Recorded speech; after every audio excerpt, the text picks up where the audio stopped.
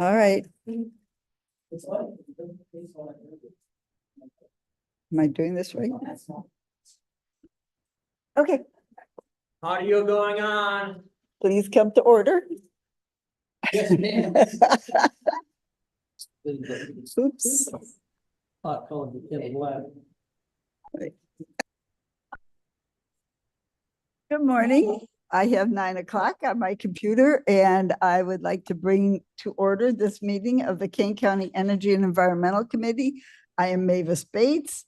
Today is Friday, June 14th, Flag Day, and my parents' wedding anniversary. It was a long time ago. Clerk, please call the roll. Allen? Miss Allen, are you there? Okay, Caius, Highest present. Roth, Roth here. Strathman. Young is not here. Tarver, Carver's here. Bates. Bates here.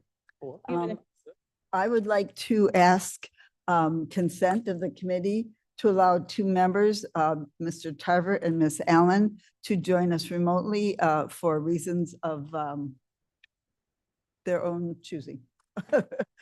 For reasons of family emergency or health or business. May I have consent? No problem. Okay, thank you very much. May I have a motion to approve? Madam Chair, this is Caius. I would ask for unanimous consent for the approval of the minutes from the last meeting on May 17th, 2024, Okay, thank you very much. without objection. Is that consent? Okay, thank you. Next, we will be having public comment. I just want to welcome all of our public speakers. I think we have a few public speakers this morning. I hope everyone understands that we will not be voting on the tree ordinance today. This is more informational information. And that also we will be presenting a plan to roll out the tree ordinance with some community meetings and things like that. But do I have the list of okay, you gave it to me. Okay, thank you. Would Mr. Jay Check please come to the podium? Are you here to speak? Are you on agenda or off agenda? On agenda. This is on the tree ordinance. Thank you. You have 5 minutes to speak. Yes, good morning, Madam Chairman. My name is Jay Check, almost a 30-year resident of St. Charles, and I would like to speak out against the tree protection ordinance as it is written right now. I do see several new markups online, and some of these are improvements in the ordinance, but this ordinance is basically on a very weak foundation. First, I'll say that I love trees. My mother was a master gardener. I planted many trees in my yard in St. Charles, and anyone that doubts this should see the hundreds of dollars I spend every year keeping my ash trees alive from the borer invasion. After people and dogs, I think trees are one of God's most beautiful creations, and I'm very thankful for them. But in the ordinance, I notice in section 31.0.L, you state it is the intent of this chapter to balance property rights of individual property owners with the overall health, safety, and welfare of residents of Kane County. Well, I say this ordinance doesn't do that at all. It has no respect for the private property rights of the owners of property in Kane County. The idea that a government agency can control what you do with a tree on your private property is going too far. This ordinance goes against the American right of private property. You're saying that a person can't decide how many trees they need or desire on their property. This is outrageous and probably unconstitutional. My fear as a citizen is that some lawyer is going to cut down a tree in his yard with a chainsaw, is going to be fined for this, and he's going to take this to the Supreme Court, and we're going to end up paying for all the legal bills. I also object to the exemption in section 31.02B, point number 4, that exempts the What government. section, please? 31.02B, number 4. Point of order. This is a one-way conversation. Chairman, thank you. I'd be happy to engage Comment. in a conversation after my prepared remarks, That was But- not conversation. but it was point 4. In the new markups, in that section, it says that governments are exempt from the restrictions of the ordinance, and I don't like to see places where governments do not have restrictions that are being placed on the citizens. In the new markups, section 31.02, I now see single-family residentially zoned lots with residences are exempted from this ordinance. Well, this is certainly a good step in the ordinance into mitigating the burden on most property owners. My question is, why the cutoff at 1 acre? You know, in unincorporated Kane County, most lots are larger than 1 acre due to the well and septic requirements.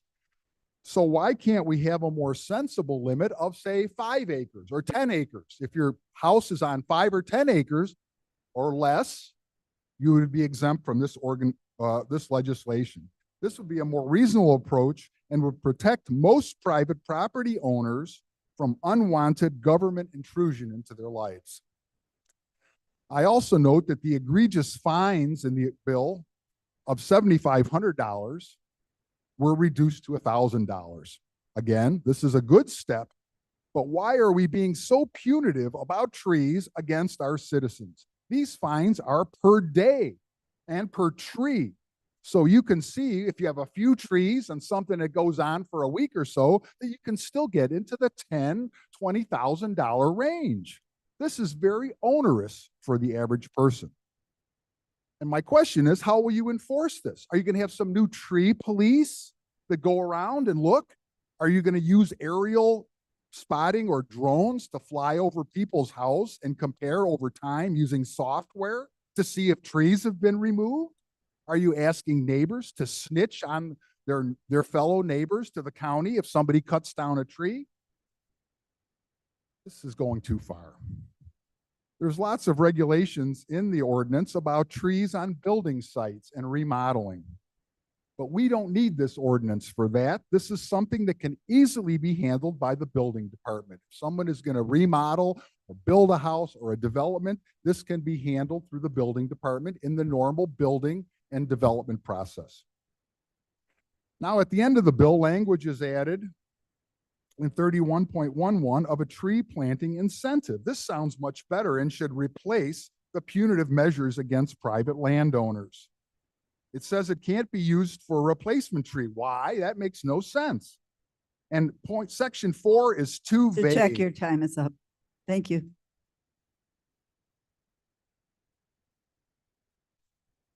Do we have any public comment on non-agenda items? Are you signed up?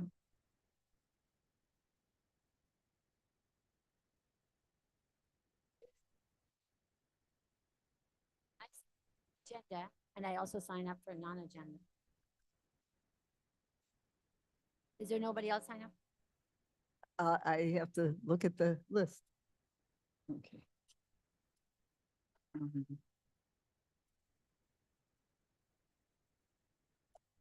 So you said you're not, I'm agenda. If you're still on agenda, unless there's somebody else you want to go first. okay, we can do agenda then.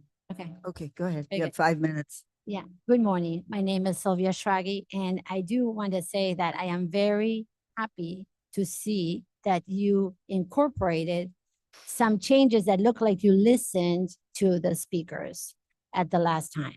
There was a lot of improvements. I don't think they go far enough, these improvements. And I think that our speaker before me pointed to a lot of the same things that I've noticed. So I appreciate you exempting the single family home residences, but I have a concern. You're not inclusive enough of all the sizes of properties that are single family residences. And it is to the detriment of the larger ones that have ecological or whatever reasons for having a larger lot. So I think that's a problem. And also, how are you going to implement this, the policing and all that? I do think that probably, I want to start with the fact that my name is Sylvia, and Sylvia is maiden of the trees and of the forest. And I love trees. And I grew up with my family inculcating a love of trees, and I cannot be more with you in spirit on this love of trees. So I applaud the effort to save the trees, and I even appreciate when you talk about, the neighbor, somebody cuts down their tree and now I get stuck looking at the rooftops that I didn't, look at when I first moved into this property. So I appreciate that concern that when I cut down my tree, it also affects the environment of my neighbor and their view. So I do appreciate that. But I do think there is individual property rights, and I think using incentives in any way, education for that is important. Another improvement I've seen that you've made is it seems like you're working more on like the good and the bad list of which trees to remove. So I think that's good. But I think your biggest target here would be new developments, new construction, and not going into any established residence. I would not go policing into people's backyard. How many trees do you have? Did you cut this tree? Did you cut this tree? That can be handled elsewhere. If you want to think of some encouragement where you say, I'll give you a break on your taxes if you show me that you've planted more trees, or if you show me, but the burden of proof, again, you've took care of this tree, some kind of incentives, but I don't think you should be going policing everybody's backyard. That does not make sense.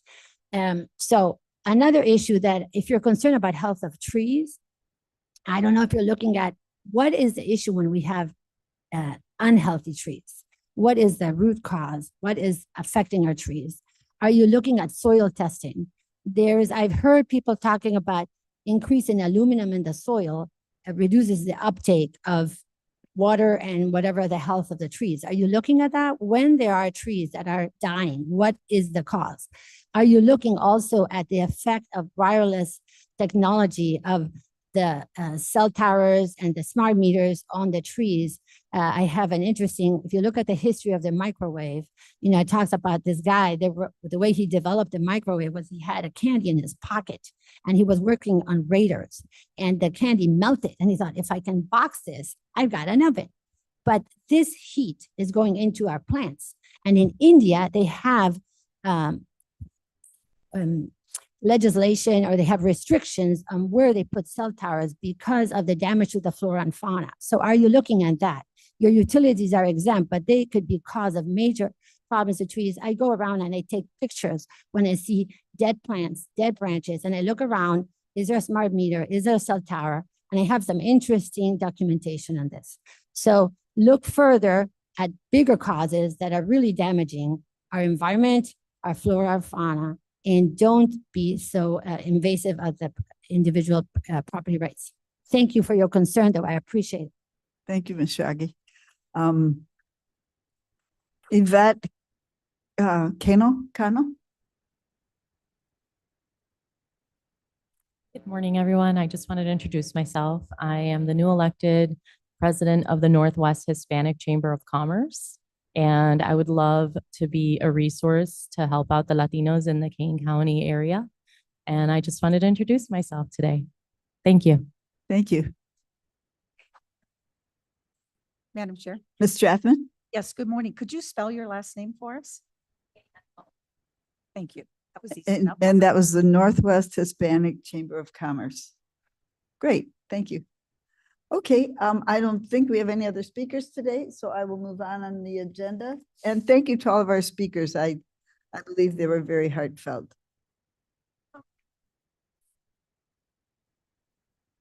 I did have an off agenda item that I just want to bring to your attention. And so I Okay. signed up for off agenda. And so I want to say that I want to bring to the attention that the very strength of the improvements on this particular document you're discussing today is because you listen to people. And I am concerned about the proposed changes in the conduct of meetings that are putting together on and off agenda. I think they should be kept separate, because if you combine in 30 minutes on and off agenda, somebody can take over 20, 25 minutes with off agenda and nobody talks about the issue at hand. So it's a very dangerous thing to combine them in one. I don't think you should do that. And also, I think you should keep 30 minutes for on agenda and 15 for off agenda. It should stay as it has been. And it's a big concern that you should listen to the farewell speech of President Reagan, talking about listening to the citizens and not clamping down on them. This is a very good speech talking about we the people. And I think you should listen to it. You are infringing on going against the very purpose that you're here to work with us. And we work with you. And this improvement shows the value of it. Thank you. Thank you, Ms. Shragi. Now, we will move on in the agenda. Ms. Wolnick, please. I didn't have anything on agenda, but I did want to mention that we've been speaking with Waste Management, and they're looking at their resources to have a speaker here either July or August to address Mr. Roth's question about the methane from our landfill. So we've been in contact with them, and we should have a speaker forthcoming. Thanks. Thank you, Ms. Wolnick. It's very relevant to what you're doing, and he's new to this process from a tree service. I don't know him, but he didn't know he had to sign up. Would you listen to him? Yeah, I know not enough people spoke. I would appreciate if you would listen to somebody. I don't know if I can. It's Is up that to the okay? chair. All right, please. Yeah. Mhm. Talk now or a different meeting? You could, now, Okay, my name is Jeff Hermanson. I work for Danny Tree Service. And I got called yesterday to talk about what was going on with this proposal for tree services. And my concern is like there's parks everywhere across this whole state that could have thousands of trees planted. But once you start telling private citizens what they can and can't do in their own backyard, I mean, we cut down trees for people that I tell people not to cut the trees down. And they say they just want it down. And just last week, we had a huge oak that a customer wanted removed. I told him he shouldn't remove it because it didn't have any obvious signs of damage or health or any concerns. We started taking the tree down and there was zero reason for that tree to be standing. I have no idea why it was still standing because the entire inside was rotted out. So because of his choice to take his tree down, he protected his and his neighbor's house. There was it would have killed somebody. It was so big. So I mean, there's plenty of places to be planting trees, but I work for a Hispanic company. And if you guys do what you're talking about doing, you're going to put hundreds and hundreds of Hispanics out of work. So if you're coming to, I mean, I understand that we're looking for trying to help the environment. Everybody agrees with that. But with risk of falling trees on people's houses and their own personal residences, I think you're infringing on a huge number one, safety of people. Number two, the rights of people. And number three, you're going to put a lot of people out of work. And if you have a board, if you have a company who is the company, that sets up a lot of area where that company is the only one who dictates the price of the trees, how much they can charge to remove it. It's going to put a huge strain on people who have needs that they need to get trees off of their own personal properties. So that's really all I wanted to say. And I'll be at the next meeting. And I'm sorry, I'll sign up for the next meeting. okay, what was your name? Did you say your name? My name is Jeff Hermanson. I work with Danny Tree Service. Spell your last name. since we don't have it. H-E-R-M. Yeah, Hermansen. Easy peasy, Hermanson. Okay, thank you, Okay, Mr. Hermanson. thank you. Appreciate it. Mr. Roth? Just to follow up on what Jody said, thank you for doing that. I will try to get I saved the article. I'll try to get it into a PDF format because a lot of the discussion was a big disagreement between what the EPA is saying and what the waste management, the companies are saying. So I'll try to get that out to the committee before next month. Thank Okay. you. Good, thank you, Mr. Roth. Next on our agenda is Ms. Claire Ryan. Seeing the need for a new landfill in Kane County. Yeah, so just to be very clear, this presentation is in response to board member Iqbal has been interested in kind of what our status and what our position has been about landfills in the county.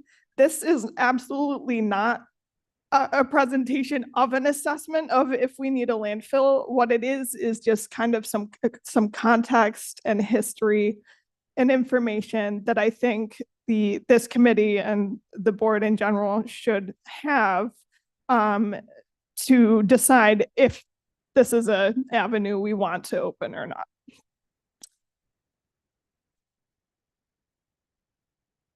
Okay, so some brief history on the county's position on landfills.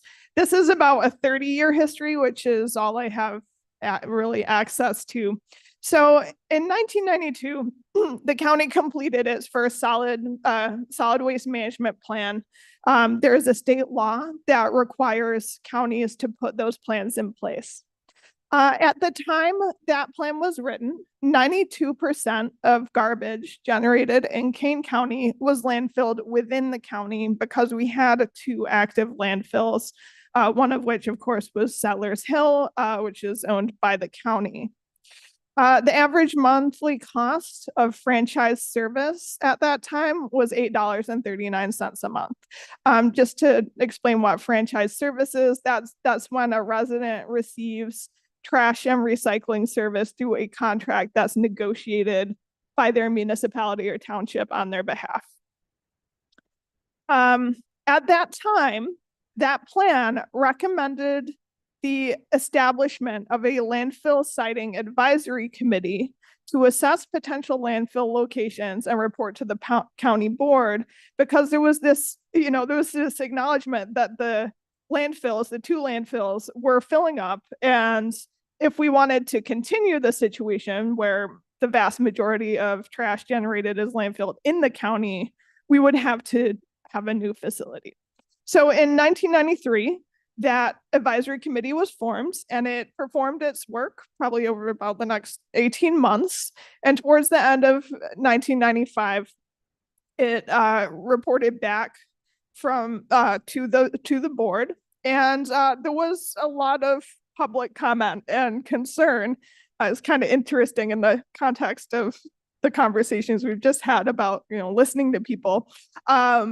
Yeah, there was a lot of concern about the findings of the report and the idea that a new landfill facility might be in someone's community. And based on the report itself and the reaction to it, the board at the time approved Resolution 95-247. I'm not going to read the whole thing, but I'm happy to send a copy of the whole resolution around if folks want to see it. But it read in part, the Kane County Board will not pursue the acquisition of property, the development of, or siting approval for a new landfill facility in Kane County. And also, the siting of a new sanitary landfill within the county is not to be considered as an acceptable option in any revised solid waste management plan.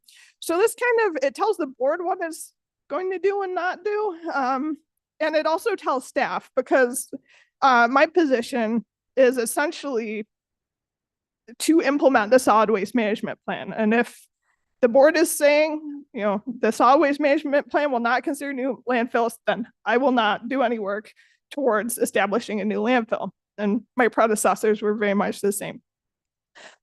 So in December 31st of 2006, Settlers Hill was closed. And at that point, we transitioned to 100% of solid waste garbage generated in Kane County being landfilled outside of the county, as there were no more active landfills.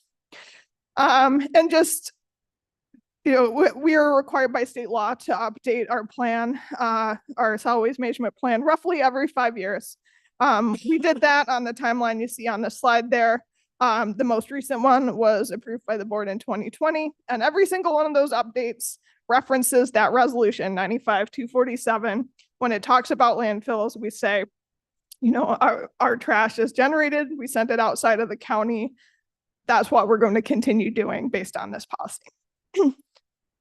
So meanwhile, in the private sector, because the private sector, for the most part in Northeastern Illinois, dominates what's going on with waste disposal.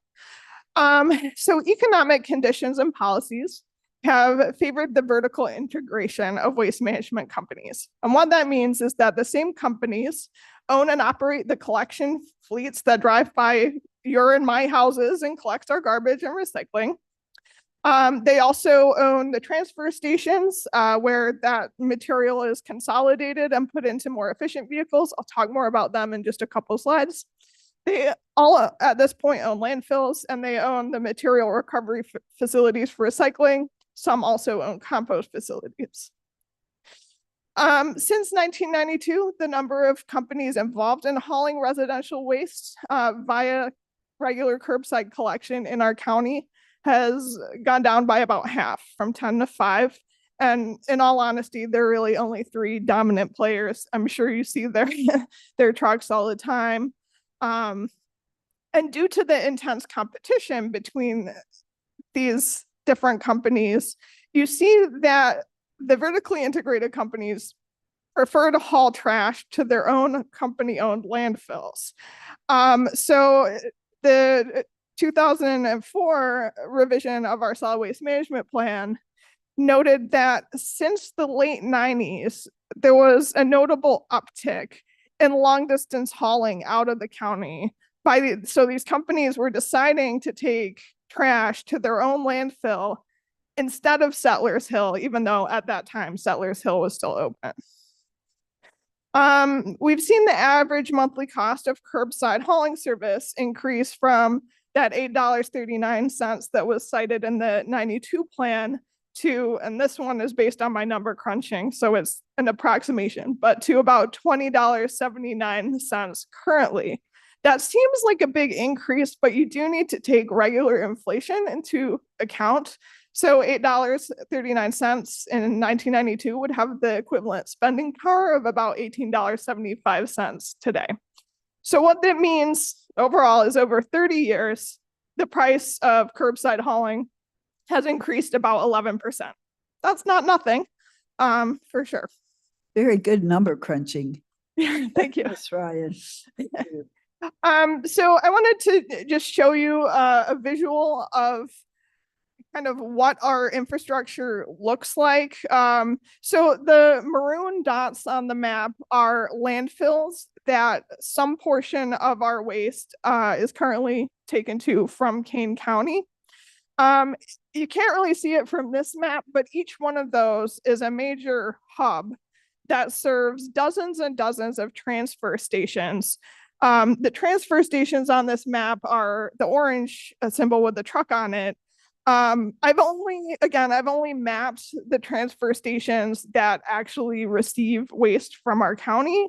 They're distributed all across the state, so there's lots that you're not seeing. And each of those transfer stations is also a hub in itself that serves, dozens and dozens of different trash and recycling hauling routes. So that's kind of how the infrastructure works. Just to point out some landmarks. This right here is the Elburn transfer that is currently owned and operated by LRS. That's the oldest transfer station in King County. This one would be the Batavia transfer, owned and operated by Waste Management. This one is the Elgin transfer, Bluff City transfer, also owned and operated by Waste Management. Oh, sorry, I got that one wrong. Whoops, that's that one. It's technically in Cook County. This one is Duquesne, in DuPage County. That's owned and operated by Waste Connections, AKA Groot. So those are the ones closest to us in terms of landfill. The closest landfill is the DeKalb landfill. But again, our trash is going to all of these different ones. So I do want to talk a little bit about transfer stations, because while our policies have been kind of against citing new landfills, our solid waste management plans have generally been agnostic to positive about the potential of citing new transfer stations in the county. So all a transfer station is, it serves one purpose only for the most part, is to get trash and recycling out of trucks that look like this, which are pretty inefficient in terms of fuel consumption. Some of them run on compressed natural gas and are pretty range limited as well, so they can't haul long distance. So get them out of that truck and get them instead into a basically an over-road transport vehicle, which is more efficient and has much higher capacity. Transfer stations are permitted pollution control facilities. So that means they're subject to local siting approval. For unincorporated Kane County, that's codified in our ordinances, Chapter 11, Article 3.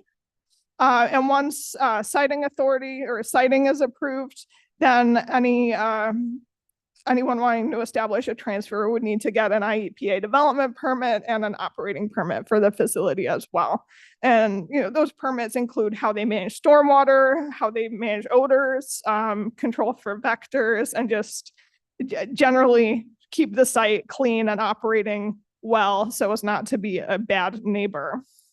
Per our solid waste management plan, all new pollution control facilities, including transfer stations, must establish a host community benefits agreement with the county. And this is true regardless of whether it's in unincorporated Kane County or in a municipality. We would not have the siting authority if it's in a municipality, but they still need to do the host benefit agreement with us. And once that's in place, the owner or operator is going to pay a fee to the county based on the tons of materials handled. I should say handled by the facility. There we go. Just a couple of pictures, what a transfer facility looks like from the outside. It's basically a giant warehouse with these bay doors. These are where the trucks go in. There are separate bays on the side where the transfer trailers, those big overroad vehicles, pull up and they are loaded. They can vary a little bit. So some handle trash and recycling in the same building, but there has to be bays assigned for trash and bays assigned for recycling so that the material doesn't just get all mixed into one big pile. And then there are trailer bays for each material as well. And these have a lot of heavy equipment in them in addition to the trucks. You can see a front loader here. This would obviously be recycling, picking up the material. I've seen big grapple cranes be used to move material as well. And just some things to keep in mind regarding transfers. So Groot, owned by Waste Connections, has entered a 10-year hauling agreement with the city of Aurora in 2021. But the second 5 years of that contract are contingent on Groot successfully siting and building a transfer station in the city of Aurora by 2026. And what else do I want to say about that? I guess, yeah. So that doesn't necessarily have to be in Kane County because portions of the city are in Will County and I think Kendall as well, and DuPage. So, that's an open question until until they tell us where they want to build it and if they're actually going to move forward with it. But there's been discussion about a transfer in Aurora for a long time because there just isn't a convenient one. And then just something else to know is that while they're not as controversial as landfills, siting a transfer station can be challenging due to concerns by the neighbors. There are understandable concerns about truck traffic. There are a lot of trucks in and out of these buildings from 7 a.m. till 3 p.m., 5, possibly 6 days a week. Having those trucks can impact both driver safety, cyclists, pedestrians. They cause additional road damage just due to the weight of the vehicles, air pollution. Most garbage trucks still run on diesel and they're noisy. Odors are a concern. I did mention as part of permitting, these facilities do have odor control, but they're still handling lots of garbage and it smells. And then people are also concerned that animals are going to get in there, of course, and it's going to increase the population of problem wildlife. So in conclusion, if we are going to change our policies or if the board is going to change its policies on citing a landfill in Kane County, I think the first step would need to be to pass a resolution that essentially undoes 95-247, because right now it's pretty cut and dry that the board is not pursuing landfill siting and staff can't either. Again, it's not up to me to say if that's appropriate or not. It is a 30-year-old policy. So I think it's good to revisit it and not just, not think about it ever again. I guess just some other snippets of information I think you should keep in mind. IEPA's trend has been towards permitting landfill expansions more than new facilities. Our landfills are closed, so that's not really an option here. And where they are permitting new facilities, they're tending to be looking at large, high capacity, what they're calling regional disposal facilities. So you need an awful lot of land for one of those. Kane County properties large enough to support such a landfill are likely going to be pretty darn close to the existing DeKalb landfill. And that's, I haven't looked at any properties whatsoever. It's just, common knowledge though that Eastern Kane County is more developed in terms of existing buildings where you wouldn't cite a landfill than Western Kane County. So it doesn't, might have permitting implications. I think it definitely would have public perception implications. People might rightfully ask, why are you going to build a new giant hole in the ground to throw trash when there's one less than 20 miles away? Yeah. And then finally, they issued that private sector haulers are likely to continue favoring their own facilities.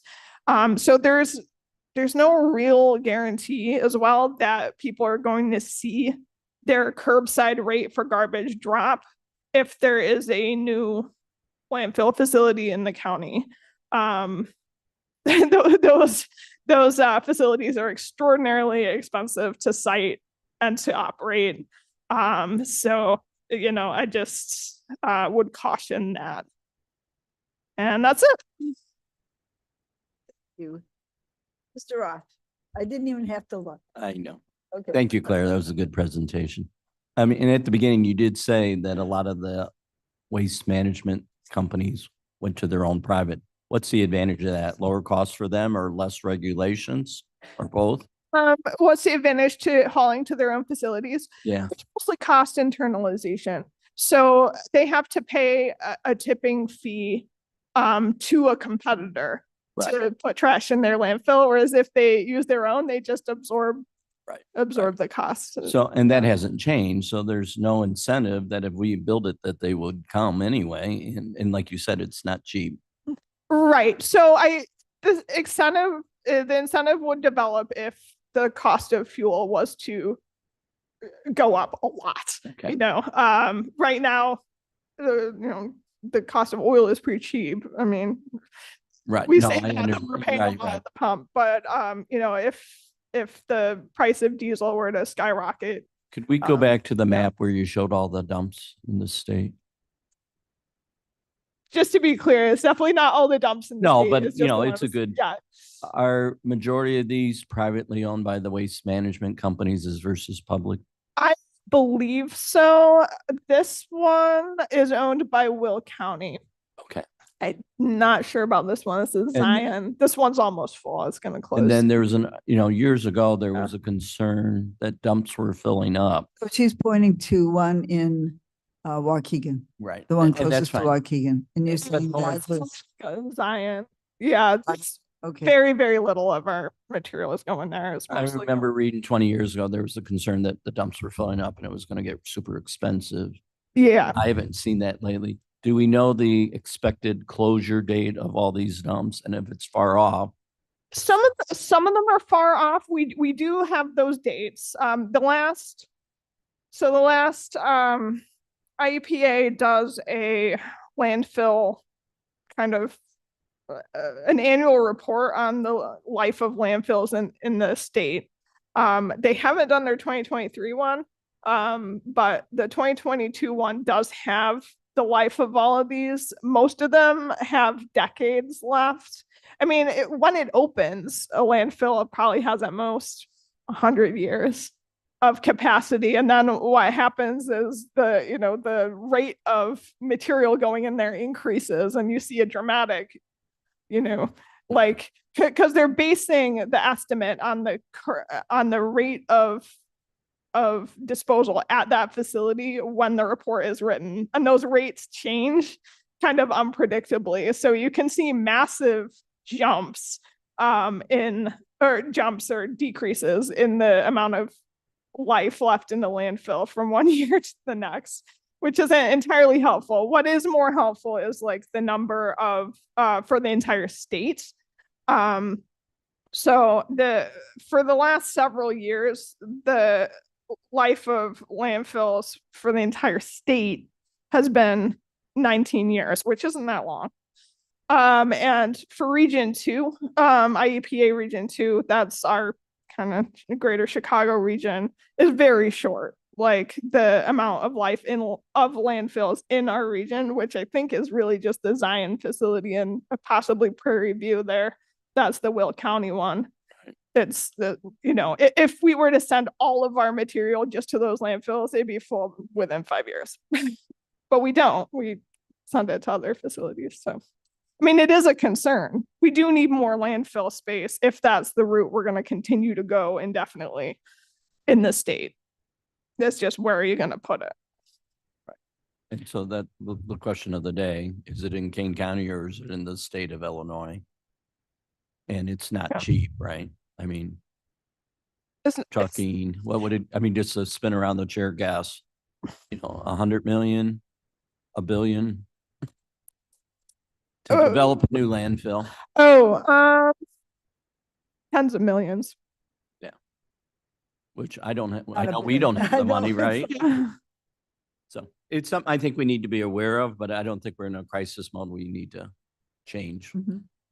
I mean, the other thing too, as I mentioned, is IEPA has favored expanding existing landfills. So any of these dots on the map, probably other than ones that have closure plans, which some of them do, but ones that don't can probably be expanded Okay. still. So So I think it's something we need to continue to watch, but I don't think we need to, Okay, is my recommendation. Yeah. Thank you. thank you, Mr. Rock. Thank you, Claire. Great presentation. Okay, thank you. Madam Chair, Yes, sir. David Young, I have a Mr. Young. question. Claire, so it sounds like I have waste management. Is that one of the big ones, waste Yes. management? Okay, so they'll come by and they'll pick up trash and recycling at a different time, but it appears that those trucks, either the recycling trucks for waste management and the your garbage, they go to the same facility, it looks like, right? And then from there, that's where they split the recycling and the garbage, and then from there it goes to a landfill or a recycling facility. Is that how that's how you're telling me how that works? yeah, they should be in separate trucks, and then the trucks do go to the same facility a lot of the time, and they're putting the trash and recycling in separate piles at that facility. Yeah. Okay. It'd be nice if it could go to separate. Separate transfers. Yeah. Oh, well, Yeah. never mind. Any other questions? Is that all? Yes. Okay. Oh, I have one more comment. Okay. It's not serious, but it is true that my mother-in-law, who lives in tiny town between Springfield and Jacksonville, reminded me a couple years ago that they had the 55-gallon drums and they would burn their garbage. They would burn their garbage like that was like 40 years ago. I don't know. Oh, my goodness. I was on the Solid Waste Advisory Committee in did too. 1990 in Aurora that developed the recycling program. And we talked a lot about tipping fees. Do you know what the tipping fees are now? Or is that, I think they were like $10. It's You generally between like your gate fee, if you were to drive a ton of waste directly to a landfill, I think your gate fee would be between $50 and $60, like Okay. 55, let's say. Interesting, interesting. Okay. Thank you, Claire. Great report, Ms. Ryan, I mean. Okay, we will move on to Sarah Hincha. Sorry, Hi. protection ordinance. I am going to pass it over to Ms. Miller to talk about the tree ordinance. Okay, thank you. This is Ms. Karen Miller. Good morning.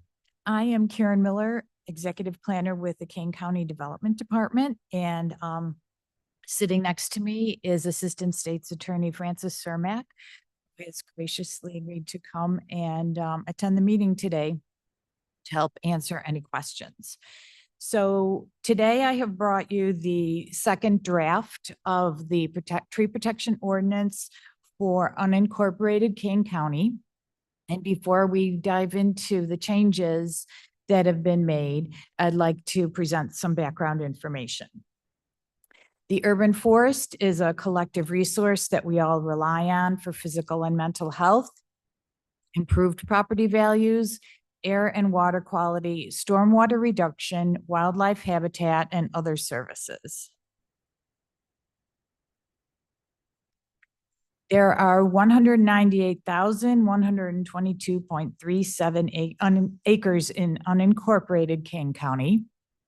And this is the part of the county that this ordinance is intended to cover. One of our staff, one of our new planners, our new mapping planner, Catherine McKenna, put together this map of unincorporated Kane County and the tree canopy cover that is left. I have also brought a large poster size of this map that is behind Chairman Bates.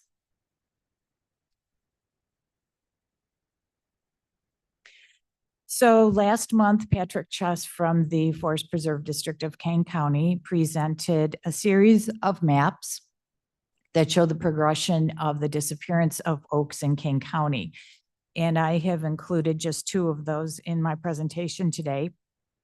The one on the map on the left shows 1837, 126,585 acres, or 38% of oak woodlands. And fast forward to 2023, where there are 14,165 acres, or 4% oak woodlands.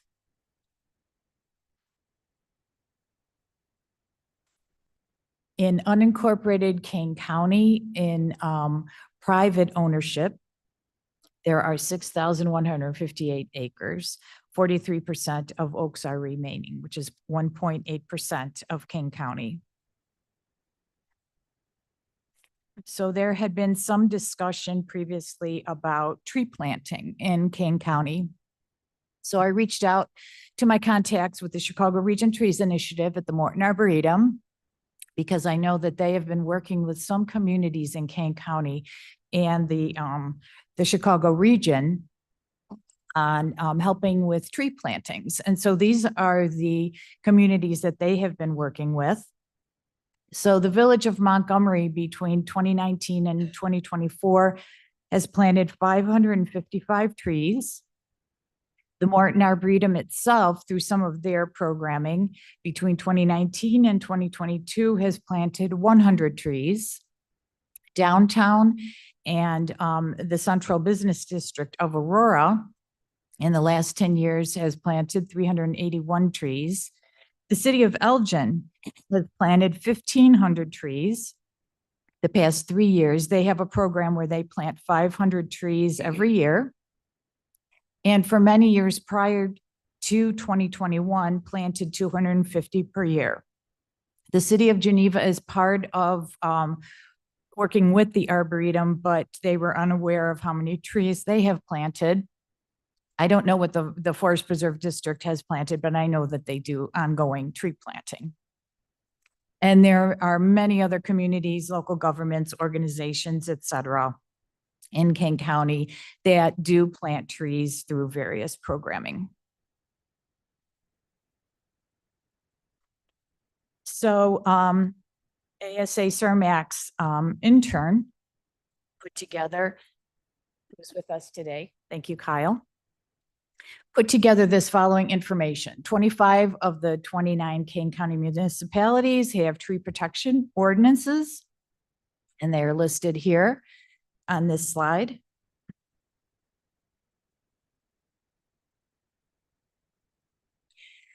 And of those, 18 of the municipalities regulate their trees on private property. And this is the list of those.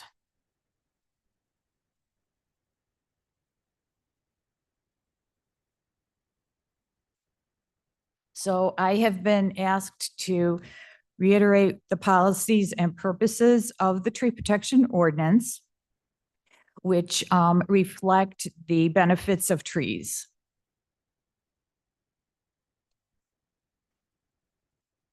Recognize and maintain the historic significance and natural heritage of the county. Protect and enhance the quality of life and the general welfare of the county and its residents. Serve and enhance the county's physical and aesthetic environment by reducing energy consumption through summer shade and protection from winter wind. Provide natural buffers between neighboring properties and screen against noise and light pollution. Reduce air pollution through the removal of harmful carbon dioxide and the generation of oxygen. Protect and increase property values in a manner that maintains each property owner's enjoyment of other owners' property, and enhance economic stability by attracting business and visitors, and to minimize the visual and environmental impacts of paved surfaces and buildings. Deter the invasion of nuisance species and preserve indigenous vegetation. Protect existing healthy trees during the course of construction and development. Stabilize topsoil by preventing or minimizing soil erosion and sedimentation. And to restore to the greatest extent possible the denuded soil that results from construction and grading work accompanying development. Provide habitat and food that are essential for wildlife, including migratory and nesting birds, and to sustain them and the many benefits they provide, including control of disease-carrying insects.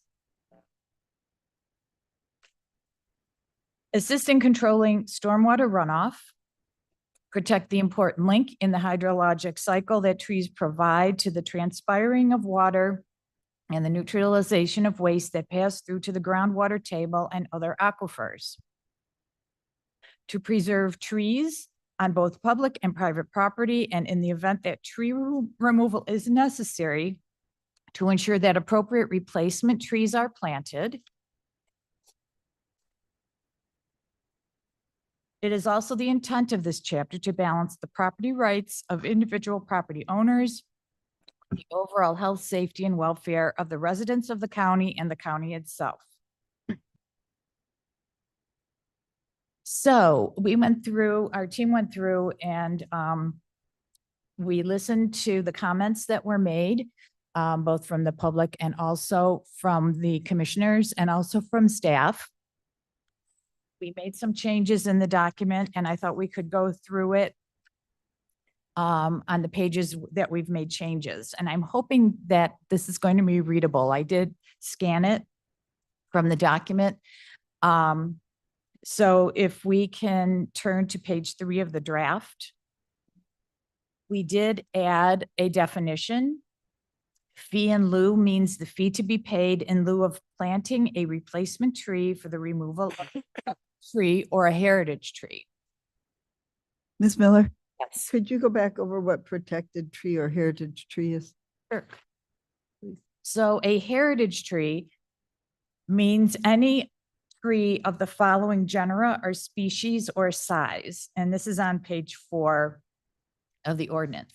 All trees in the genus Quercus, which is oaks, greater than or equal to 10-inch DBH, DBH meaning diameter at breast height or 4.5 feet above ground.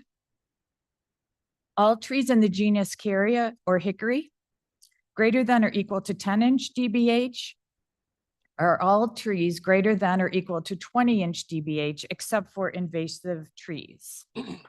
And then the definition of a protected tree on page 5, which we have also made a addition to. You can see the blue up at the top.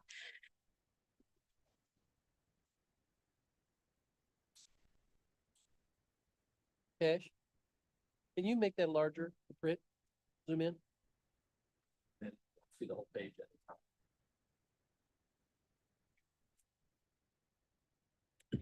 Thank you. Okay, so a protected tree, the definition means any single trunk tree or any multiple stem tree with at least one stem having a DBH of 6 inches or more when located on private property, or a tree of any size when planted as a replacement tree, except for invasive trees. Thank you. So then moving on to page 6.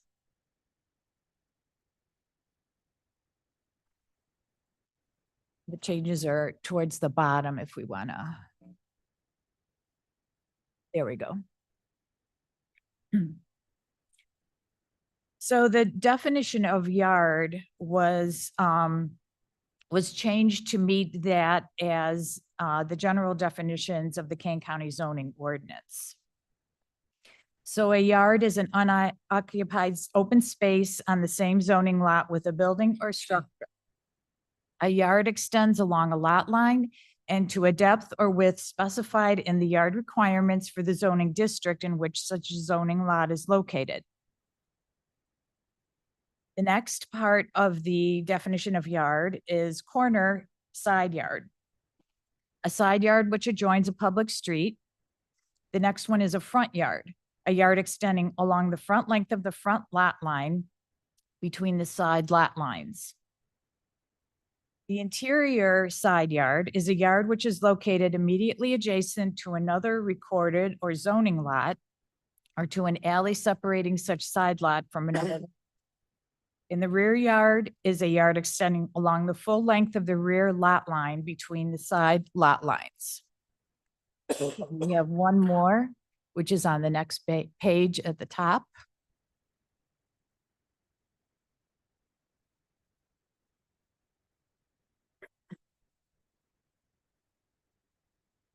A side yard is a yard extending along a side lot line from the front yard to the rear yard.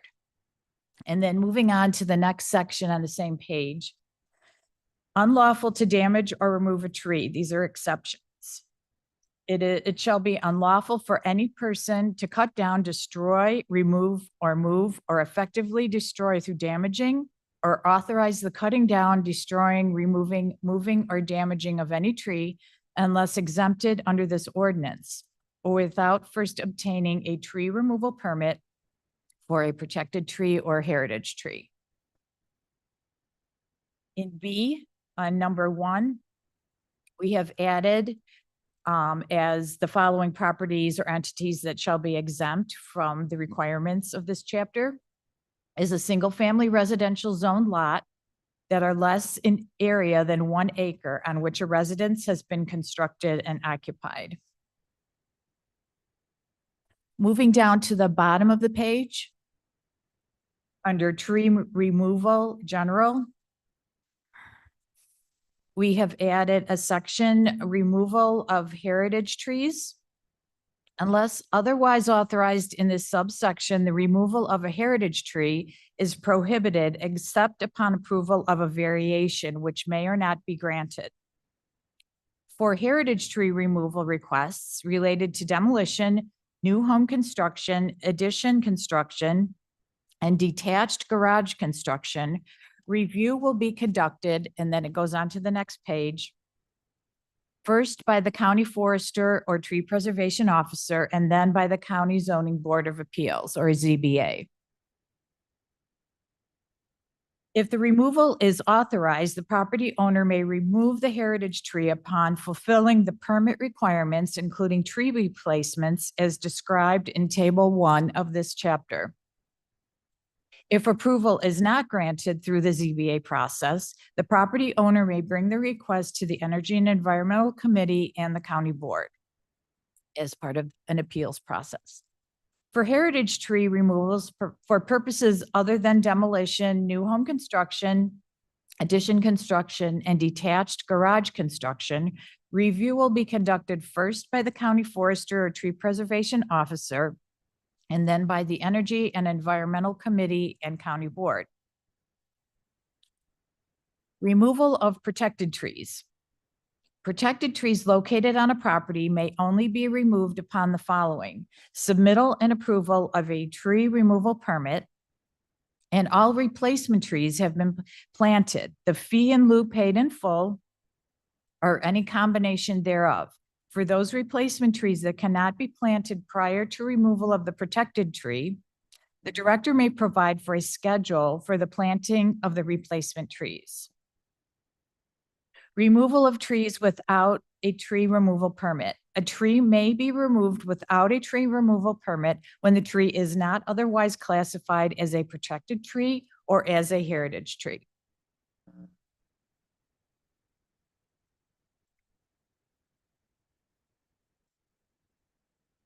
So the next page will be page 10.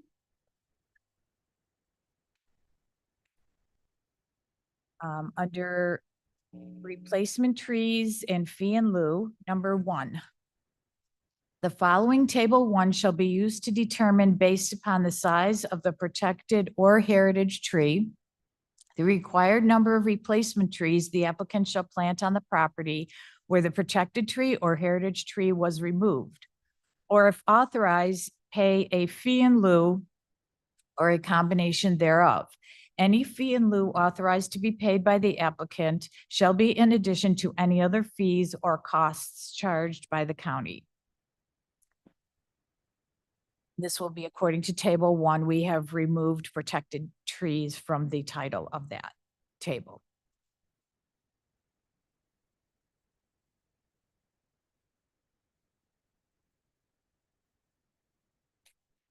Next page is page 14. Under appeals, we've added generally. When in this chapter there is a requirement for any approval or review, the following procedures, requirements, and standards shall apply. And we have added the Zoning Board of Appeals review to this appeals process. A request to remove a heritage tree that requires a variation before the Zoning Board of Appeals shall follow the procedures and requirements of the Kane County Code, except as provided herein.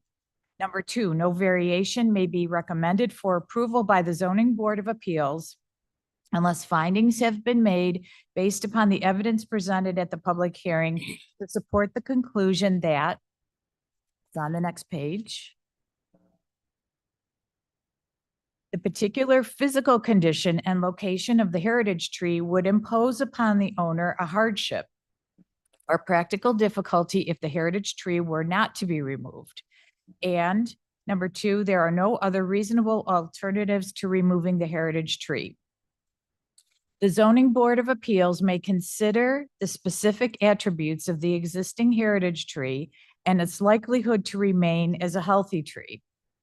The Zoning Board of Appeals may also consider other trees currently located on or to be planted upon the property. Under violations, we have changed the amount. Any person who violates any of the provisions of this article shall be guilty of a violation punishable by a fine of not less than $100. And originally it was not more than $7,500, which was changed to $1,000 for each offense. A separate offense shall be deemed committed for each day, then an offense continues. And then at the bottom of the page, we changed shall to may in the paragraph that reads, if the precautions as specified in the tree preservation plan were not undertaken before construction commenced or are not maintained at any time during construction, the county may issue a stop work order until such time as the permittee complies with these precautions. And then moving on to page 16, towards the bottom, we have created a tree planting incentive program. The director is authorized to create a tree planting incentive and cost sharing program. The program shall provide a 50% reimbursement with a maximum reimbursement of $300 for pre-approved non-commercial tree planting projects. Only residents living in unincorporated Kane County shall be eligible to participate in the tree planting incentive program. Trees purchased through the program cannot be counted towards required tree plantings after removal of trees under the county tree protection ordinance or for required landscaping in accordance with a multifamily homeowners association, business, or commercial properties landscape plan. The director will establish rules and guidelines for the program, including but not limited to the application process, a list of eligible trees and requisite caliper, the inspection and reimbursement process, which may be updated from time to time and as needed. And then on the last page,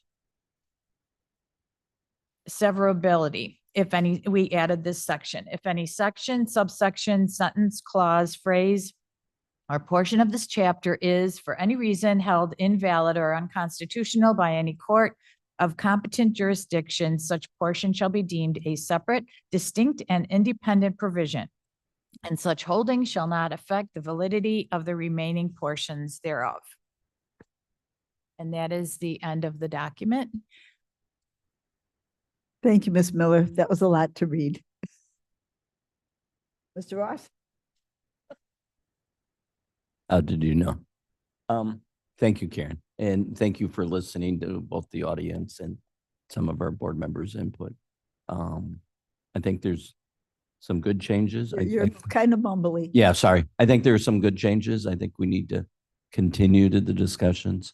I know you changed it to an acreage. And I actually think my suggestion would be a number of trees.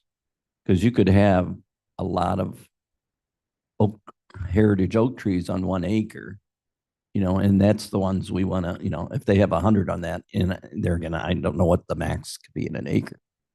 So I think instead of doing it by acreage is the number of trees they're trying to chop down. The example of what happened over here in Geneva, they chopped down 100, and I don't know what the acreage was, and I call it the Mr. T chop down, right? That was a big uproar 20 years ago when he chopped down 35 trees. Okay. So someone chopping down 1 or 2 trees isn't as bad as someone chopping down 40 trees or 50 or 100, especially if they're the heritage trees. Are we going to put together a list of invasive trees? Because I think that's important that people know. Whoever is hired in this position to be the tree protection officer, whatever title we give them. Okay.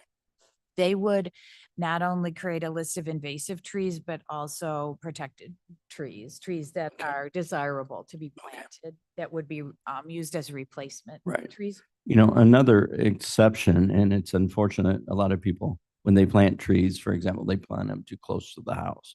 And it might have been a prior homeowner. And it could be a heritage tree that there's a safety issue and stuff. And I think we need to be aware of that. And I think we need to start publishing recommendations. How far should an oak tree that's going to get monster, how far should it be from a house and stuff like that? And that's something the county forester could Right. assist with. The other thought I had was similar to what we're doing with the wetland protection, where developers can buy credits. If we could put a program together that developers are investing in trees, and where it's very helpful to the Forest Reserve, the wetland project, that they plant 1,000 trees, to chop down 100 or whatever. That's sort of the tree bank idea, isn't it? Yeah. The fee in lieu. Yeah. To be proactive and, okay, you want to chop down, well, then you need to invest in our Kane County future. Right, the fee in lieu could be used, and also the fine could be used to plant trees in public ways, whether, it could be the parkway, it could be the forest preserve, it could be a park. Yeah. We're envisioning it in a public space that is close by to Right. where the And in a lot of the presentations we haven't mentioned, but Department of Transportation has a lot of land that we could plant trees to. Now we got to be worried about safety. You don't want them right along the road, but you know, the new Long Meadow has a lot, it looks like it has a lot of land that there's lots of rooms to plant. a lot Sometimes of the big trees. clover leaves Lots have, of trees. Mr. Caius? There are lots of trees. Well, are you done? Mr. Rambo? I'll pass the baton. Could you go back over the section 3110A, the fines? Person who violates any of the provisions of the article shall be guilty of violation punishable by a fine of not less than 100, not more than, and they lowered it to 1,000 for each offense. A separate offense shall be deemed committed each day that an offense continues. Can you explain the strategy behind that, and also what that would look like if in an example, maybe a worst case or a less case scenario of someone being fined per, because that sounds ominous. It keeps getting brought up, $1,000 a day for however long it is. What's the offense, and what's that going to be? You go over that again? Sure. Mr. Cermak, thank you. Yeah, I can go over that. So that, Microphone, please. I apologize. Is it, I believe it's on, right? The daily is geared more towards the construction aspects and the construction zone and the requirements for the protecting the trees, protecting existing trees during construction, requiring proper fencing, around root zones and things of that nature. And so something that we learned when we attended the Morton Arboretum's seminar on the tree protection was that those rules that they had implemented in the towns just, often while they received plans that were in conformity with their ordinance, say, oh yeah, here's my plans. I'm building this addition to my house, or I'm building a new house. Here's how I'm going to fence off and protect these trees during construction. Then they would drive by, of course, and they weren't being followed. That they were, the fencing around the tree that was supposed to be 6 or 7 feet out had been pushed all the way up to the bark, and they're just rolling big tractors over the ground. And the speaker commented how soil compaction was like the #1 killer of the trees, where they just were storing heavy material on the ground. Sometimes there were a lot of slides. Ms. Chair, Madam Chair, there recognized and remember as the speaker presented pictures showing they would store, materials on the ground next to the trees, compacting the soil, repeated driving of heavy vehicles over the soil right next to the tree when it was supposed to be, being fenced off to have the drip line protected from the soil compaction. So they were not, the rules were not being enforced. They weren't following their own plan. The developer wasn't following their own plan. So the daily fine incentive is important when it comes to the trees because of the urgency of trying to, stop that behavior as quickly as possible to prevent further harm to the tree. And so that was the recommendation that we got from their practice and procedures of trying to enforce those, these rules during construction. That, you can't, every day that you are not following the plans that you gave us. You submitted these building plans to us and said that this is what you were going to do. You were following our ordinance to protect the trees during construction, and you're not doing it. So every day that you are in violation of not following these plans is a violation. And daily violations is also very common with ordinance enforcement. I did code enforcement for 5 years when I was an assistant state's attorney in DuPage County back in my early career. And it is often a daily fine, whether you've got your car up on jacks in your driveway and your neighbor doesn't like it and they rat you out, or you've built your pool on top of your septic field and and you've got to remove it. And let me tell you, people are not happy that they have to, but I put a whole deck, I built a whole deck around my pool, and yeah, you did it on a septic field. And so every day that car is up on jacks in the driveway is a violation. And every day that your pool is on your septic field is a violation. And that's the threat of compliance. right? It's really a matter of compliance. To say like, hey, you have had it's been 50 days and this could be a, $100 per day fine, or if it's serious enough, it could be a $500 per day fine, or up to $1,000. It's going to depend on the severity. And that's why there's a range. And it's up to the forester to decide how damaging the action is. Maybe if it's just a car up on jacks, it's $100 per day for that violation in order for compliance. But if it is if it's a 15-inch diameter tree it's taken 60 years to grow, the forester might decide, you know what, you guys are damaging this tree every day that you are not, following the protection ordinance here that you promised us you were going to be following. So the forester might decide that, no, it's going to be a $500 fine per day that you are not doing that. And you got to stop driving your heavy vehicles over that soil and stop compacting it. So that's the basis and reasoning for the daily fine, because of the urgency of the damage to a living thing. All right, thank you. Thank you very much. A lot of examples. Mr. Price. Yeah, just to follow up on that, is there a way to, because this seems like it's sort of an open offense, is there a way to link that to the specific actions like during construction or something, so it's not applicable to just a broad range of, this seems maybe could be interpreted as being very broad. You said it's supposed to be more for construction, but it doesn't specifically mention that in there. Would there be a way to do Well, that? I mean, I'm just it's bringing it up as a possibility. it's supposed to be for there's only excuse me, when you chop a tree down, that's it. Tree's been chopped down, so that's a violation. Yeah, but it's not It's just like, that's by the nature of the offense. uh-huh. Rather, you have an ongoing, the fact that you are not, are not following a building plan, that is an obvious, that's kind of just by the nature of the action. So if you chopped it down, it would be $1,000 because they did it one day. Is that what? I mean, correct. You can't, well, I chopped it down. That was it. That's a violation. So it's not like $1,000 a day until you No, pay I it. or can't, something weird like that's not really, Sounds kind of, that's not- I just, $1,000 a day forever? well, I don't know. It just sounds George like. it's Washington kind is of in wide big open. trouble.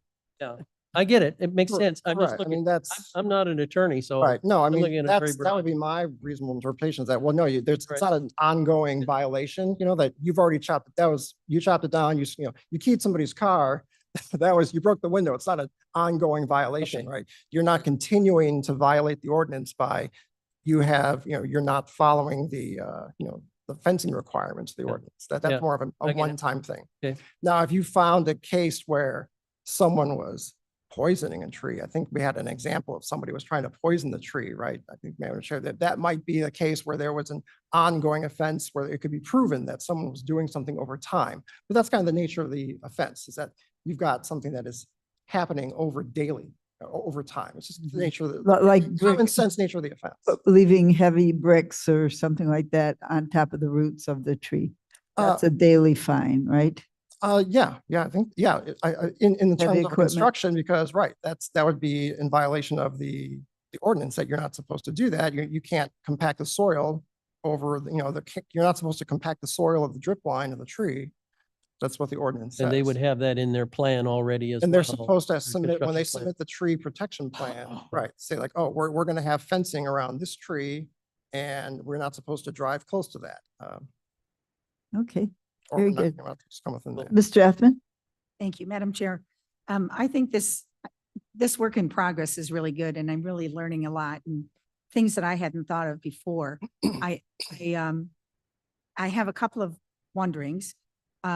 I can see where we can get this to new development and how we can get that information out to them, especially when we have a large tract that's being developed by, a company rather than just a person building one house. But how are we going to get it to the existing homeowners and the existing, do we have an idea about that, or we've talked about that?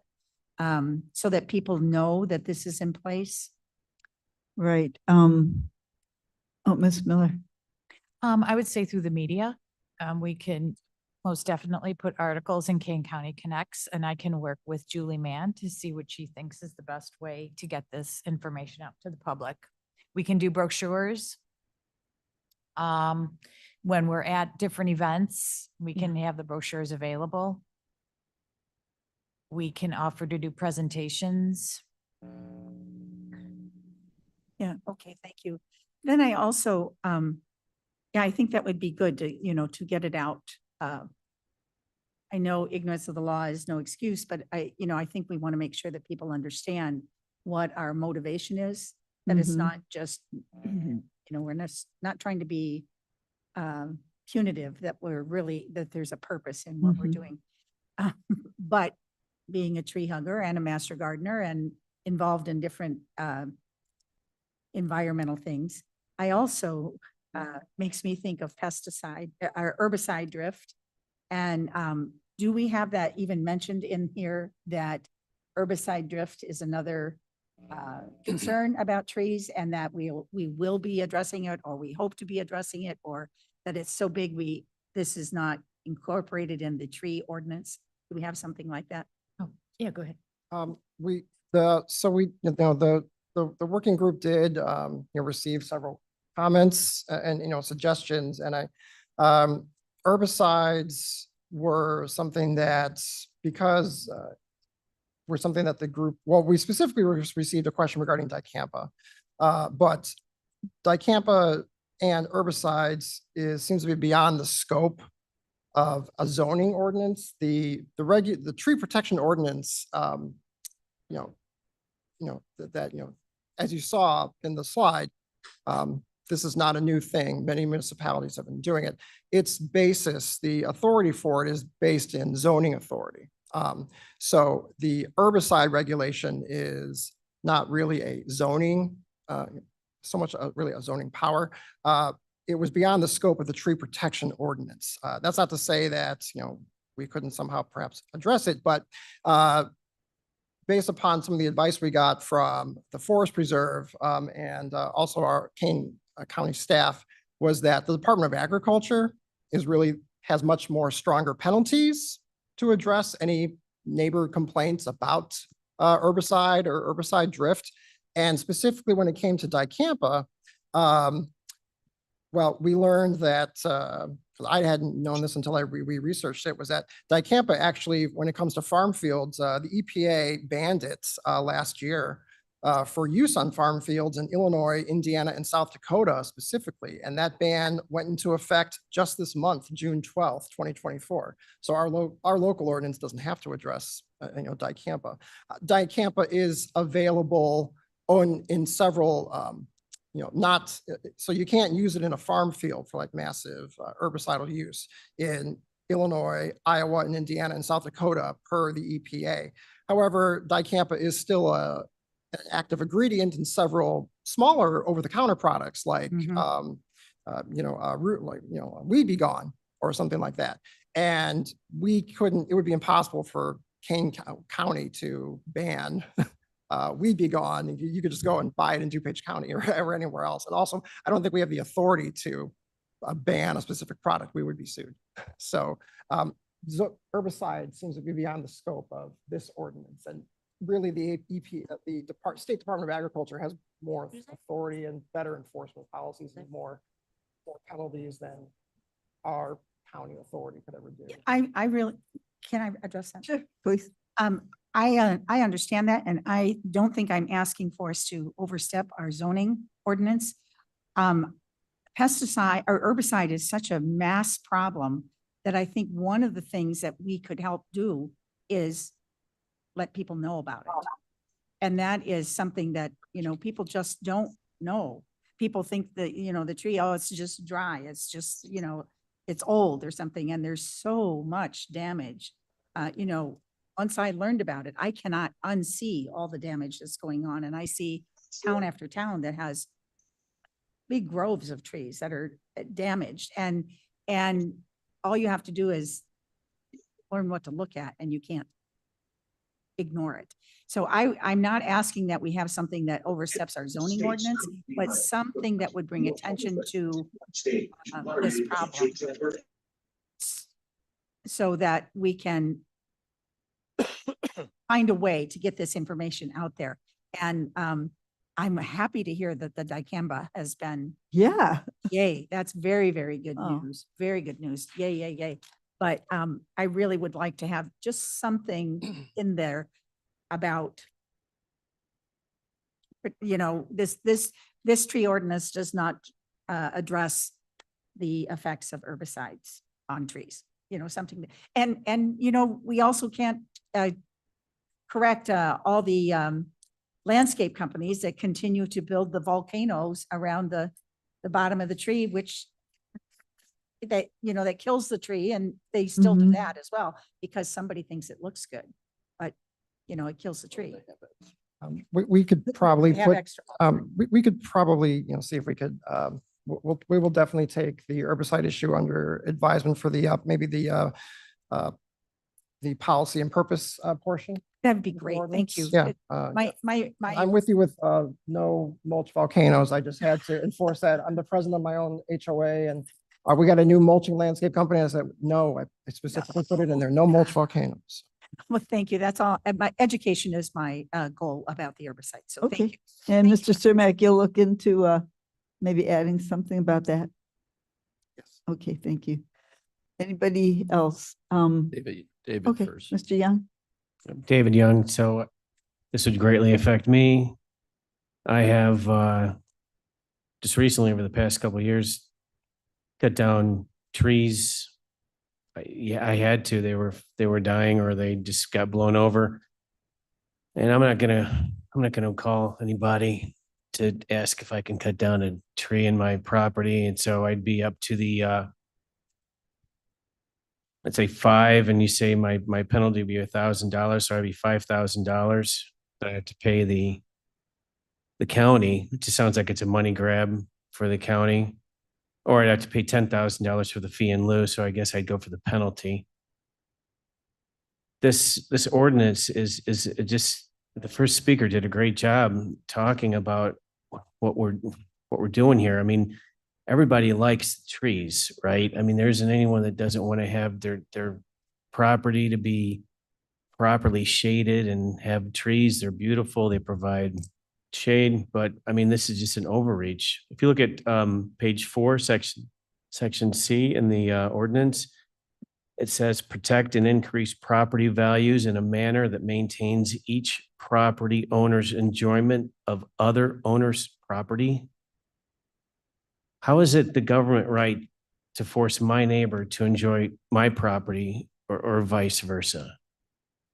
I mean, this is socialism, okay?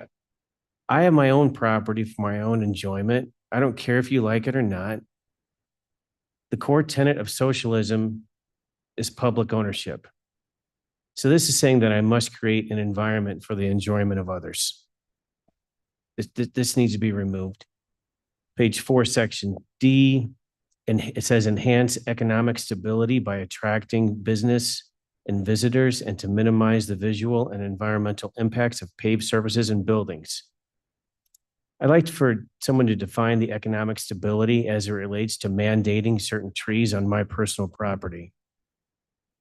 What visual impact for paved surfaces and buildings? Is downtown St. Charles unattractive to visitors with new buildings that we've put up over the past 10 to 15 years? I don't think so. I don't think we've had any complaints about that. If you look at page 4, section K, it says to preserve trees on both public and private property, and in the event that tree removal is necessary to ensure the appropriate replacement trees are planted. You're infringing on private property here. And like the speaker said, he said, you get one guy, one lawyer that says, I'm taking my gas-powered chainsaw, and God forbid that he uses a gas-powered chainsaw. You know, he's probably used an electric chainsaw. But if he uses a gas-powered chainsaw to cut one of his trees down, and you come and some neighbor rats on him and says, hey, cut down his trees. This is most likely not a lawful ordinance. Section 11, Section 31.03, Section 1B. So really, we're going to have people go to the ZBA, to the zoning board to say, is it okay for me to cut down a tree? And then the zoning board's like, hey, I don't know. I think so. No. Okay, I'm going to the Energy and Environmental Committee then. So you're seriously gonna have people spend their time coming and doing this? And then we are gonna have to actually be the jurors of these people wanting to cut down their trees? This is nuts, okay? This is crazy. Section 2, in the end, this is gonna cost the private citizens money. There are many, many hidden fees. First, you have to contact a county arborist, right? Then you need to get authorization to cut it down. Then you need to get a permit for $75. Then you need to pay to remove it. Then you are mandated to replace the trees or pay a fine, or you can do tree banking. And on top of that, you need to provide detailed plans on where these new trees are going to be planted. I mean, at what cost? People are just going to say, no, I'm just going to cut it down and fine. And, and if my neighbor rats me out, then I'll deal with my neighbor. But you're infringing on private property rights here. And this most like the first speaker said, I mean, it seems like this will be challenged in a court of law. I just feel, in general, feel like this is just a complete government overreach. And if you want to take care of your property, take care of your property in the manner that you feel fit. And it's not for the enjoyment of your neighbor or your neighbors or people driving down the street to enjoy your property. It's your own personal property. And then someone brought up again that we should just go ahead and, if you're going to do this, if the goal is really to try to protect trees, and that's a goal of this ordinance, is that we don't want to cut down trees and give people incentive to cut down, to not cut down trees, or to cut them down properly and actually plant new trees, but incentivize them, make it a huge property tax benefit. I would say up to $25,000 off your property tax bill if you plant 50 new trees on your private property. And that would incentivize people to go ahead and to plant trees and to take care of their trees. But this is a complete overreach, I feel, and I will be against it all the way as we go through this committee process. Thank you. Thank you.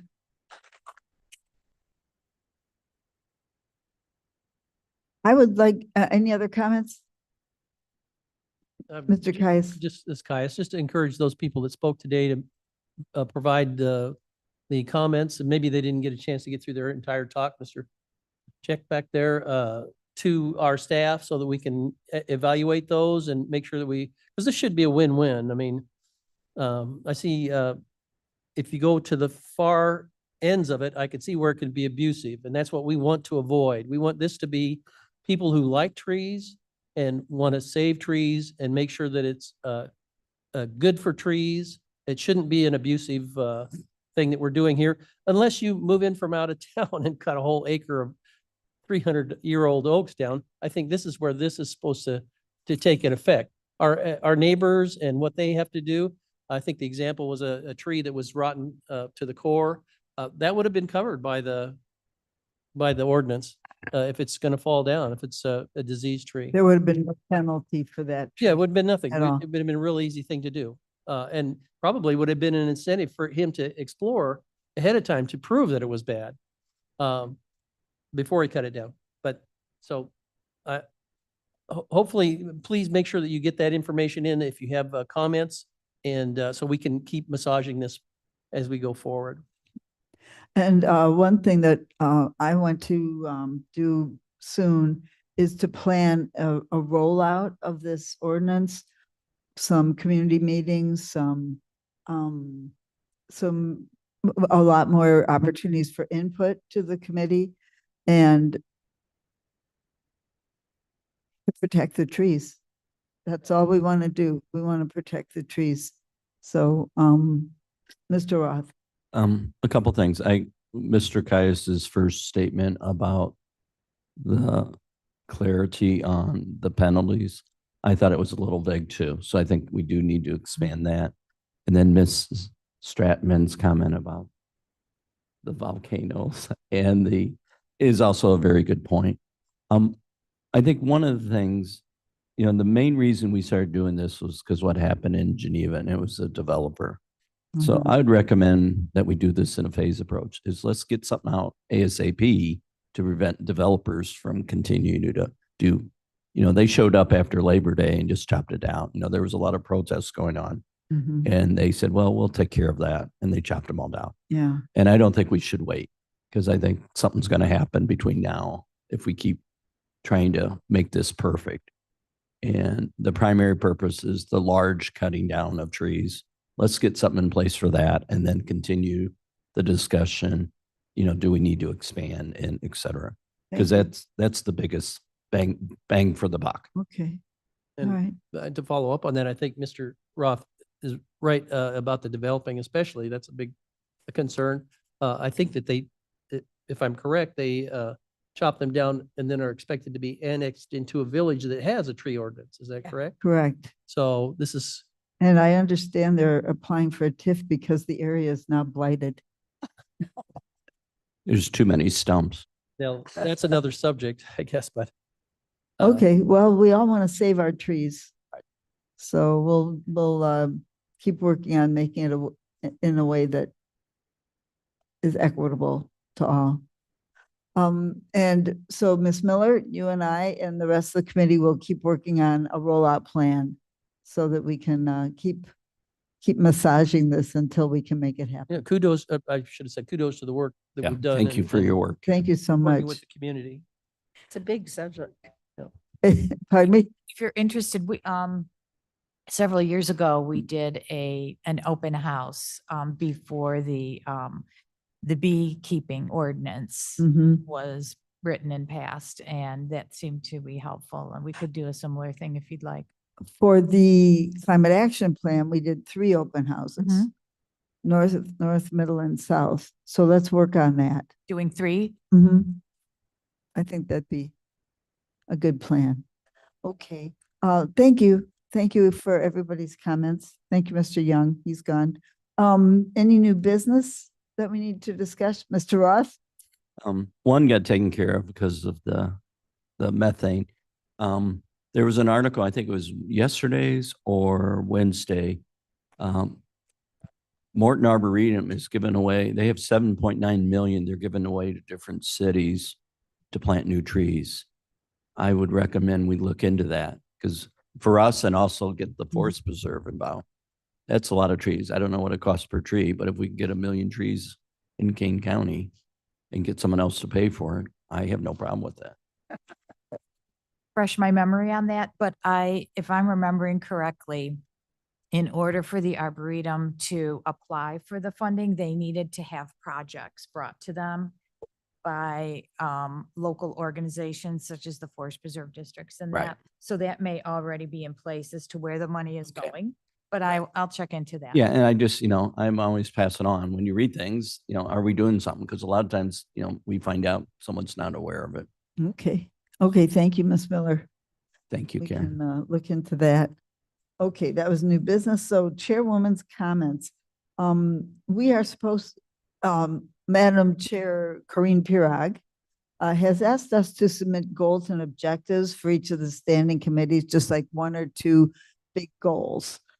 So I talked to Ms. Wolnick, Ms. Hinshaw, I think, maybe Ms. Ryan, but so our goals for this year have been suggested as number 1, work on the tree protection ordinance some more. And so this would be for 2025, I suppose, and 2024. And then the other one would be to start working on the implementation of the climate action implementation plan.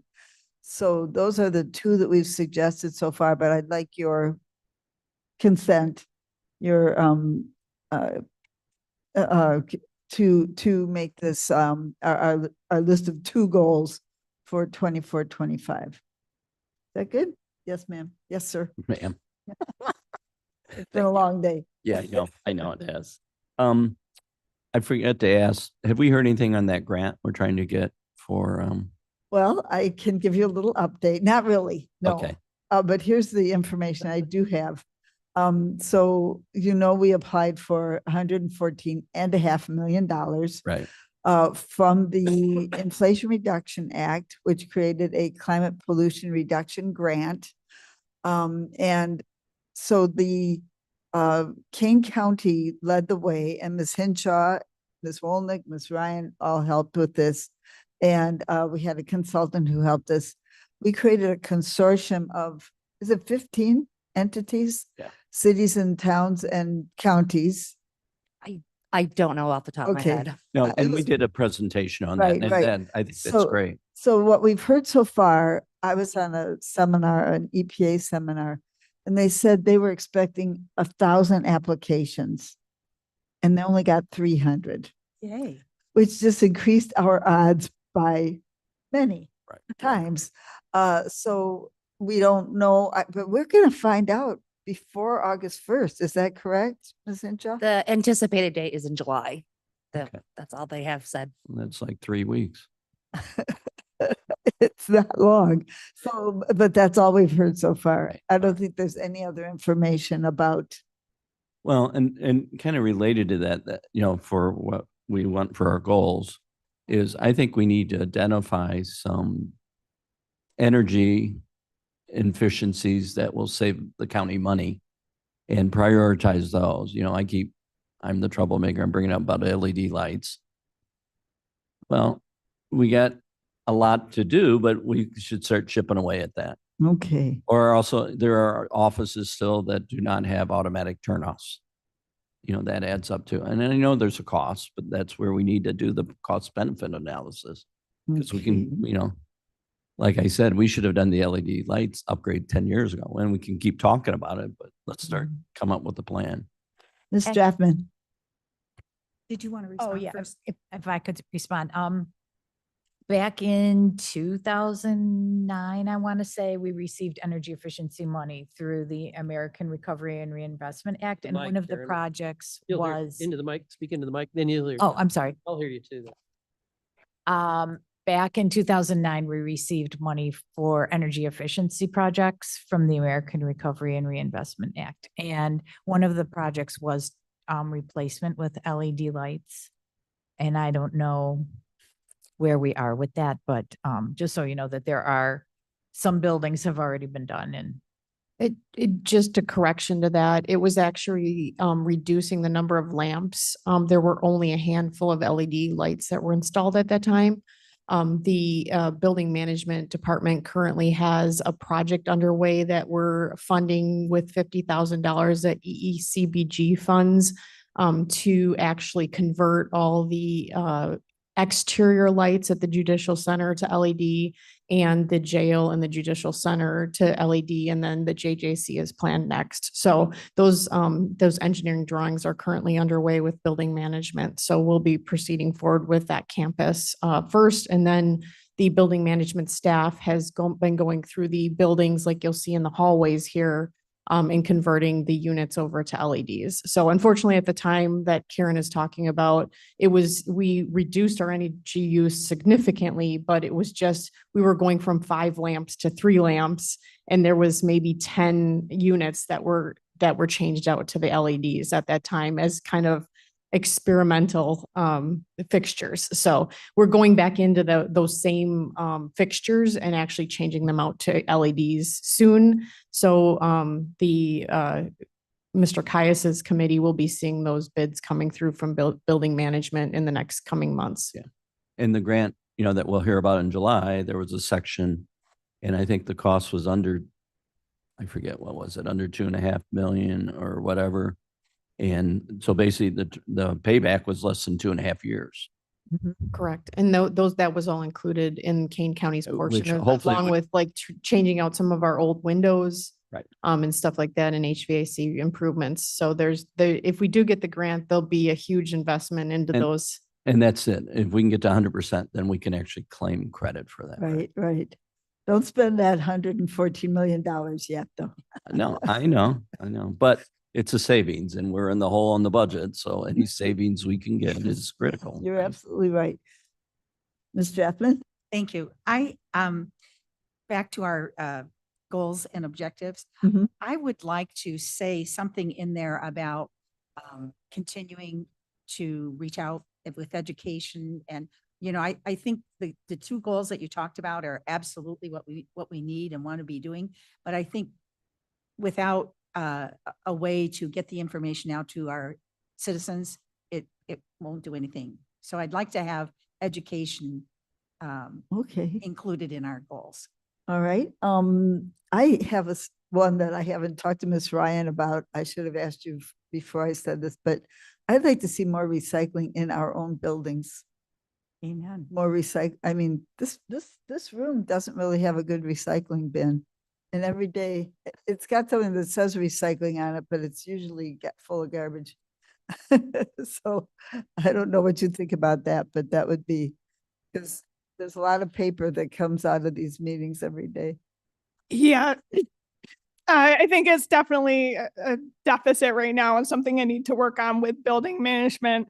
So there's a lot of parts. There's having the right containers, having them be labeled properly so that the right material goes in. But then there's, the actual transmission of the material from the buildings into our containers outside. And There's always. there's limited control over that, at least by me. So I'm sorry to bring this up as a And- surprise. And as chair of the admin committee, which is building management, I think that we'll see more of that in the future. I know that we, in the past several years, we've had contracted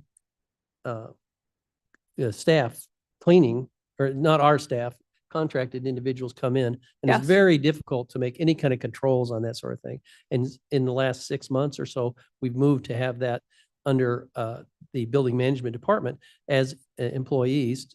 Same, we get better bang for the buck and we'll have better control. And I think we can lead into that by with our own people, with training and the right facilities, help from you guys, make that happen in the future. Yeah, I'm definitely excited to work with that Okay. department on some training. I apologize for Oh, it's okay. surprising anybody, but let's do that. Okay, Ms. Hinshaw. So in terms of the education, we are currently making new pamphlets based off the hazard mitigation plan Oh, great. about some of the extremes. And so I have written down here herbicide to make a pamphlet off of that. And I would love to chat more to see what other ideas that you would like, so we can get the education material out. Absolutely. Thank you. Well, now our 2 goals are now 5. And I think that's great. So, Ms. Wolnick, would you convey those goals to Madam Chair? Or I could, maybe I'll do it. I can write 5 goals. Okay, I'll do that. I'll send those to Madam Chair Pirag. Okay, I have some show and tell.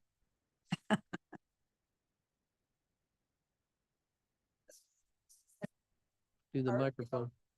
So this is at every first Friday, Aurora turns many little shops and things into art galleries. And I bought this, and it's mostly of Batavia. It has our beautiful river. It has a windmill, perfect, renewable energy. Here's Fermilab up in the corner. I'm gonna put this, I'm gonna put it in our little office bag here, but I'd like to find someplace better for this. So give me a nail and a hammer. Talk to Henry before you bang any holes in the wall, please. Sure. How about right there? Okay, but anyway, I would actually recommend it in the boardroom if we could. right here. Well, not right there, but maybe on the wall. Talk to Henry before you bang any holes. in the But wall. Mr. Admin, Mr. Caius is correct. So I bought it. So I'm going to put it up someplace here. And there's here's the old mill. Here's a little kid riding a bicycle, very energy and a settler. Okay, that's enough. Thank you, Mavis. for today. We have our goals. May I have a motion to? place Madam reports Chair, on this is file? Caius. I would ask for unanimous consent to place reports on file. Consent? Action. Okay, thank you. No executive session is needed. Ross? Second. Ms. Strathman seconds. Thank you very much. This meeting is adjourned, and thank you to the public and to our members and our staff. Another great meeting. Thank you.